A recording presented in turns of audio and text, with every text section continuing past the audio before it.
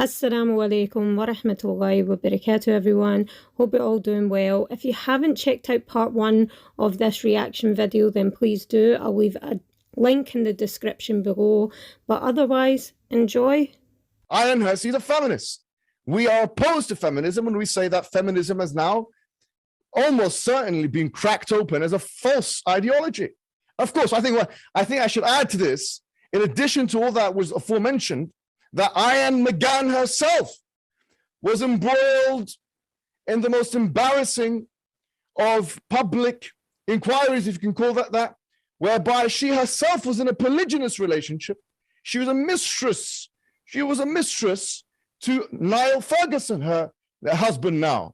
And she was doing so at the dismay of Sue Douglas, who is his ex-wife, and with the destabilizing effect, of course, the destabilizing effect to his family, to Lachlan Ferguson, to Phoenix Ferguson, the children of Niall Ferguson. So she attacks polygyny in her books, but she practices it in her daily life. And so this is a serious hypocrisy, not just in that which she does, Ayaan McGann, but in that which she states as well. So the challenge really is, and I will repeat this, if someone wants to quote aspects of the Islamic discourse, aspects of the Islamic jurisprudential tradition, and juxtapose it with the Western discourses, especially here, we're talking about second-wave feminism. Okay, I'll stop it there. This might be uncomfortable for people to hear. And this is what we were kind of talking about with this harshness. And I completely understand that. Yes, Mohammed Hijab does sound like he's going in for a personal attack. And he did make some light jabs to her side of this point. You know, we have to be fair, which wouldn't be my approach to this conversation. But who am I? I think what I would like to say here, though, is that anybody who is not familiar with Ayaan and not familiar with Mohammed Hijab, I would say don't just jump to conclusions.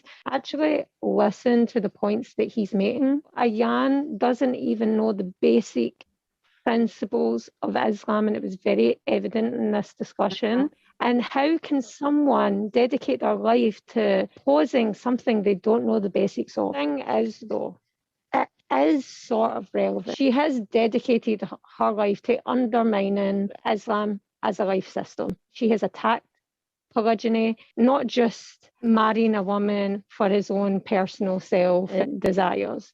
There's societal reasoning for it. There's economical reasons for it. Cultural reasons for it. Not just a black and white situation. We're talking about marriage here. Everybody involved has rights, and those rights need to be upheld. This is an honourable situation. This is not, we can't even put Ayaan's at the same level, because what she did is infidelity. Mohammed Hijab mentioned the names of the children involved. So that is the reality. It does traumatise children, does break down families, and ends up breaking down relationships within the families. However, polygamy may have been the answer if it was normalised in their society. The point that's trying to be made here is there's a reason for polygyny to be around, and it's so much more than this artificial, this self-centred, misogynistic men sort of thing. So far from it, actually. I felt the need to chime in that part. What would you like to say here? Yeah, I agree. So, like, as I mentioned in the beginning, I think that him mentioning her hypocrisy was completely irrelevant. But then now listening to you and what you've said, it's dishonourable to even mention, I think, what she did, because it was infidelity against polygyny. And the thing is, polygyny is there so that the infidelity doesn't happen. There isn't the option for the man to marry a second wife. That marriage has broken down as a result. And, why did she think that was okay, what she was doing? And especially the background that she's coming from, because had she been married to somebody from her own culture, and then the man decided to turn around and say, well, I want a second wife, and she came to this position that she's in now, she would be using that as fuel for her Islamophobic fire. Oh, well, I was in a marriage to a Muslim man, and after having how many kids, and he's going to turn around and say he wants another wife, and why should a woman have to tolerate that, X, Y, Z? But you look what you've done to somebody else's family. So it's like practice what you preach, isn't it? It's a very strong point, and it also highlights the fact that the reality is this happens in the West all the time. The same people who speak about Islam from this perspective, specifically in a negative way, are the same people who end up involved in these kind of situations themselves. That's the reality. This is what happens all the time, from the presidents of different countries all the way down. If they want to then say polygyny is incorrect, against whose standards are you measuring it? Do you know what I mean? Own standards, which you still can't live up to. But then when Allah subhanahu wa ta'ala has decreed something halal for us, Western culture, there is no punishment for people who cause breakdown of marriages. There is no punishment for people who are married and decide to commit adultery. But look what it does to homes. Look what it does to families. This is that's the hypocrisy. This is an important one. Okay. I suppose you've been working on this for a good portion of your life, but how do we bring peace for the future, given the fact Islam isn't going away? I was really shocked by this question. I was completely loaded question, isn't it? Shocked. Not so much the question in itself, let me just clarify, but I was shocked by how the question was formed. She starts off by saying, I've been working on this a large portion of your life. Ayaan Ali. She has spent her full life attacking Islam, attacking the Prophet ﷺ, attacking the principles and values of Muslims, trying to eradicate Islam from Europe. Don't know much about Michaela. It's very clear that she has a large following and she has such a large reach. For me, this is pure negligence. Like, you don't need to look very far to see the sorts of things that Ayaan has said that are absolutely disgusting to anyone who believes in fairness and justice, peace and tolerance.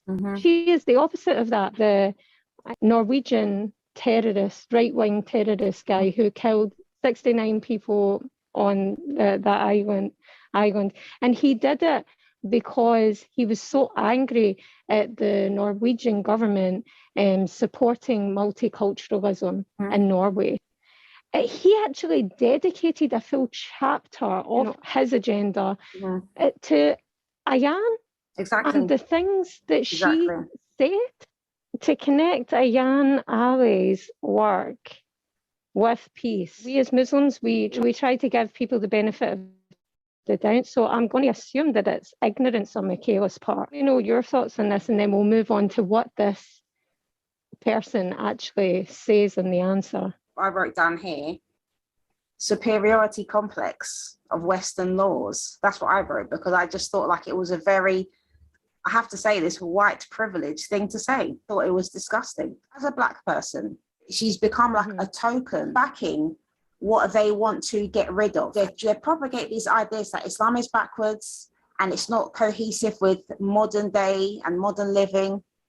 It's not progressive, because obviously Islam doesn't change. It's for all time and all places. Societies are breaking down and people are finding themselves. The reason why many people are becoming Muslims, because they're finding themselves again, because they come to Islam. That is what's happening. That's the reality. But somebody like Ayaan wouldn't understand that. We want peace. How is this going to be achieved? Because Islam isn't going to go anywhere. Well, who said that Islam was the problem in the first place? Islam didn't just come out of the blue just 5 minutes ago. It's been around for more than 1400 years. Yeah. Literally. And I'm glad that when Muhammad Hijab answered the question, he gave examples of multiple Muslim societies where Muslims and Christians are living alongside each other all the time with no problems. And the reality is, when you do, as he mentioned, rightfully mentioned, when you have people like Ayaan pushing their Islamophobic agendas and putting out all these ridiculous stereotypes, which are completely false, okay, that's when the clashes take place. You're putting out misinformation, which then people who are ignorant towards Islam and who haven't met Muslims like ever in their lives, they start believing these things because you said you was a Muslim. Who's going to think that you don't know what you're talking about, because that's the background you came from? If I've never met somebody from, I don't know, say Timbuktu, and then I meet this person from Timbuktu and they tell me, oh, well, in Timbuktu, everybody's hair is green. I can't tell them that ain't the case because I've never met anybody from there. Do you know what I mean? So this is what's happening. Brother Mohammed Hijab, he did mention that this terrorist had committed an act of terror and he was inspired by her. Yet she's seen as a propagator of peace. In which century and in which universe? Let's listen. I don't want to listen to all her answer. She said a few things that was really interesting. Let's have a listen. I mean, I understand the question. It is, between how do we bring peace between Muslims and non-Muslims, Jews, Christians, atheists, agnostics, Muslims, who refuse to be Muslim anymore and who are threatened. How is that? I think number one, and I think it's really key and the most important point, is to have honesty. I've seen a lot of exercise in what they call interfaith dialogue, where representatives of the various religions come together and try to figure out how we can coexist with one another peacefully. But one of the reasons why I think these exercises fail is because there's a lot of beating about the bush, not putting on the table what the key differences are between these faiths and those who don't have faith. And I think once we get to the principles, then you can say, how can we get along and have rules, have the enforcement of the rule of law. So if there are Muslim people coming to non-Muslim societies, they have to abide by the values, the norms, the laws of where they come. And those societies have to enforce those laws and norms and values. If they don't, then they're going to be faced with brute force. And I don't think that's a good starting point. But so far, we've seen these violent confrontations between Muslims and non-Muslims. And the way to resolve that, I think, is by strengthening constitutional democracies to enforce their laws and their norms. I think the fact that life is changing for girls and women in Europe. So what I found really interesting about this part is in there I can see the real Ayaan. She has presented herself really reserved, very political, very vague. A connection between law and norms, which is cultural norms, and putting them at the same level. Muslims come over here, they have to abide by the norms, the values, and the law. What she's saying here is women need to look like non-Muslim women. They can't look like Muslim women because that's not the cultural norm, and all the other things. This is the problem. She's pushing for assimilation, and we will not assimilate like that. We will not. That goes against our values and principles. Michaela did mention that, in the Bible, it gives references to abiding by the law. Islam also states that we should abide by the law of the land. Although I can appreciate that Michaela doesn't understand and know law on both sides, which is what is apparent. I hope that there's recognition there that is what Ayaan is pushing for. And there has to be remembrance that in the Universal Declaration of Human Rights, religious freedom is protected and it should remain protected, whether that be for the Muslims, whether that be for the Jews or the Christians. We will stand up for our rights with the same level of peace and tolerance of other people's differences. We abide by the law of the land. But no, Ayaan, we will not assimilate. I will not take off my hijab and my niqab for you. I know that makes you feel bad, makes you feel insecure, but that is your problem. Deal with that yourself. Don't project that on me and don't project that on my community. She didn't make any sense to me. Like, I was trying to understand what point is she actually trying to make, because you start talking about brute force being enabled and things like that to uphold certain laws. She was trying to be politically correct, and because of that she came across really vague, because she can't go against her own narrative. She can't tell us, we just all need to come together and just be tolerant. She can't say that, because she has to remain vague in order to still be consistent with her views. That's why we both felt the need to come on and react to it, because this isn't just a conversation, it's so much more than that, that this impacts real people's lives. This impacts our lives as visible Muslims. Do you think what would be helpful is identifying areas of Sharia law and just saying, okay, this is what it looks like where you came from and what you know, and then this is what it looks like here. And are you okay with the difference? That type of thing. Absolutely. And to spell out that those aspects of Sharia that violate our constitutions, laws, and norms are unacceptable and they will not be tolerated. And that is an honest, forthright conversation. And so the individual Muslim can decide, well, in that case, maybe I don't want to go and live in Canada or in America or in Europe. Maybe I just want to go back home because I want to be a good Muslim and abide by Sharia law. You give people choices when you make these, these laws and norms transparent. Yeah, and I suppose that's happening because, do you think that's happening because there are areas in the Western world that just don't understand Sharia law, so they just don't understand the differences? I think, number one, there are a lot of places where people don't understand it. It's a different religion. It's alien. It's too time consuming to try and dig into it and try and understand what its origins are, what it means in practice, and so on. And then I think there is a second group of leaders who think it's just a matter of time. You know what, maybe now they believe in Sharia law and all that, but a few decades from now, everybody's going to modernize and democratize. Let's just give them time. Now, that hasn't worked. I have seen that in Europe, and it looks like things actually, instead of adaptation, from the third world to the first world, we're seeing the opposite trend, where I'll give you the example of women again. Girls and women in Europe are adapting to the reality of having to deal with, harassment, sexual violence, by adopting the same coping mechanisms that Muslim women in Muslim countries live by. Am I going to go out at this hour? Am I going to go out of the house all by myself? Should I cover or should I not cover? All of these coping mechanisms have now made their way to Europe, and a lot of women live that way now. So that's things going the wrong way. That's backsliding. That's really interesting, isn't it? Yeah. Don't you think maybe she needs to ask herself that maybe women are starting to go back to what Common sense? works? Because even with the pushing of feminist narratives, it still hasn't changed the fact that this is the reality. What was your thoughts on this part? I just thought it was so hypocritical.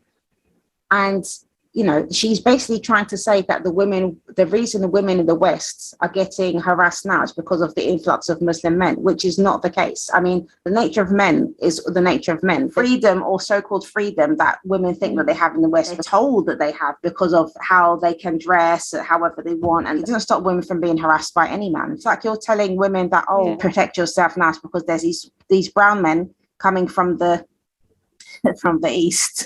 That's basically it. It's racist what she's saying. Literally, it's racist. Okay. Western men have never abused women. It's just ridiculous. Yeah. The way she's talking about the coping mechanism, it's not coping mechanism. It's called common sense.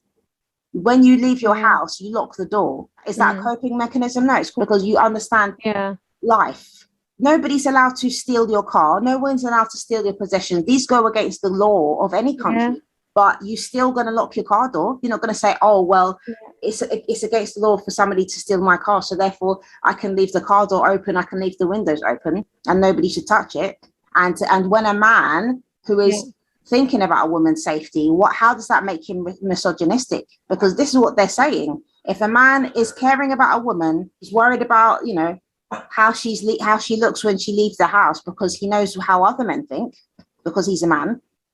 And if he's worried about her going out by herself, it's not caring anymore. It's just being misogynistic. This is what she's saying. This is natural. This is called caring and protecting people. This is your way that you show that you love someone. Yeah, I really loved the car example you gave.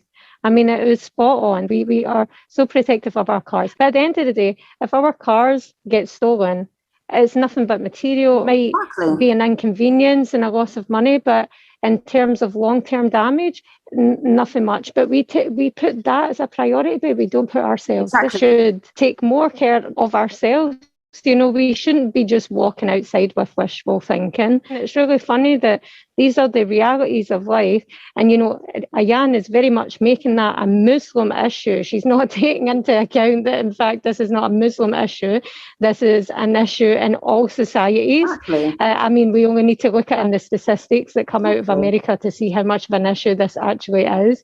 So the fact that she's making it a Muslim issue is very bigoted. She criticised the fact that we have a man coming out with us when we go outside, and she criticised the hijab. Zero recognition that actually these help with these. It can have long-term effects on the psychology and even physically sometimes on the victims. So I'm sorry, I value myself that much that I'm willing to go out my way to make sure that I'm protected outside. You know what happened recently? There was a case where a woman in America was on a train. I can't remember if I told you this, but she was on a train and a homeless man came and raped her.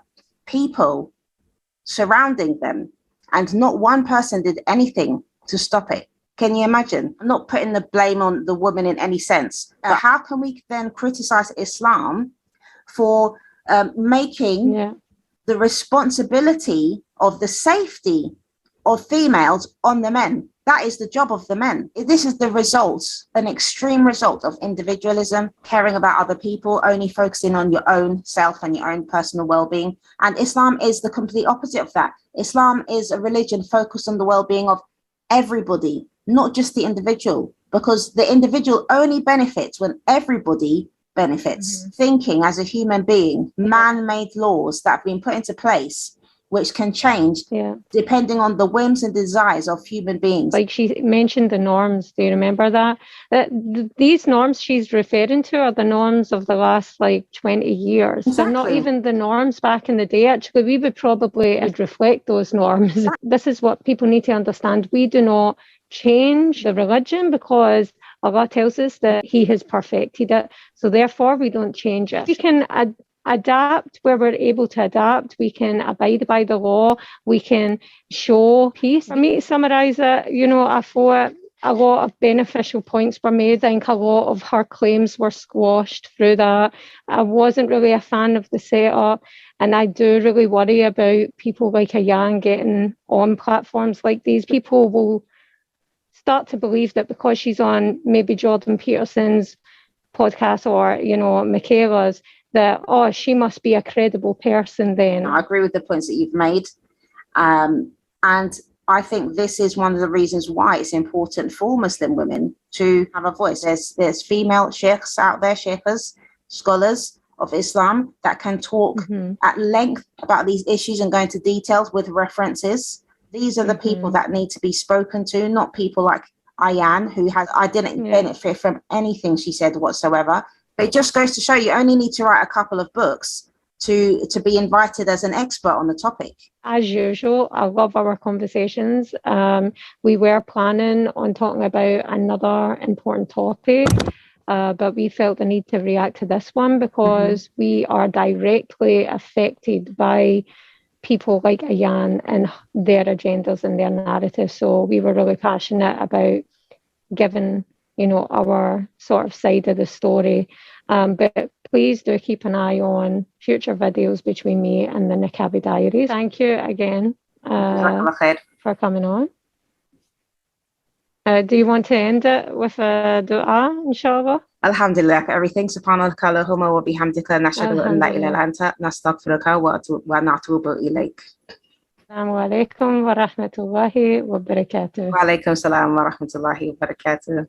Any mistakes made in this video is a reflection of me and my limitations as a human being, and any good in this video is from Allah subhanahu wa ta'ala, God the Almighty.